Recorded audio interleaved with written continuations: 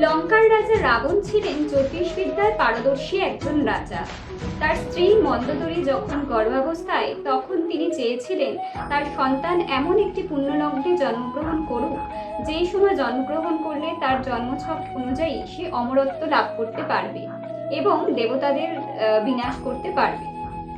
মেঘনাথের জন্মের সময় রাবণ বা সমস্ত গ্রহগুলিকে তার জন্মছকের সবথেকে শুভ এবং শ্রেষ্ঠ স্থানে বসার আদেশ দেন।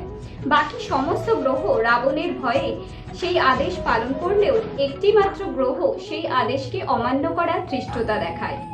তিনি ন্যায় এবং কর্মফলের দেবতা। যে যেরকম কর্ম করে থাকে তাকে তিনি সেরকমই ফল প্রদান করে থাকেন। তার দরজায় সকলে সমান। তার দরজায় একটি ন্যায়ের মাপকাঠি একটি, তা হলো মানুষের কর্মফল। এই কারণে রাবণও তাকে ভয় করে চলতেন।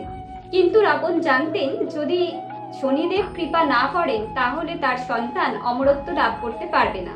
রাবণ তার সমস্ত শক্তি প্রয়োগ করে শনিদেবকে মেঘনাথের জন্মছকের শ্রেষ্ঠ স্থানে বেঁধে রাখলেন।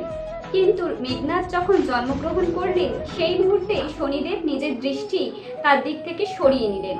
ফলে মেঘনাথের আর অমরত্ব লাভ করা হলো না। রাগে ক্রোধে অন্ধ হয়ে গিয়ে রাবণ শনিদেবের পায়ে প্রবলভাবে গদা দিয়ে আঘাত করলো। এর ফলে শনিদেবের একটি পা আহত হয়ে গেল। শনিদেবকে তিনি নিজের সিংহাসনের নিচে উল্টো করে বেঁধে রাখলেন। কিছু কিছু পুরাণ অনুযায়ী এটাও বলা হয় যে শনিদেবকে তিনি নিজের কারাগারে বন্দী অবস্থায় রেখে দিয়েছিলেন।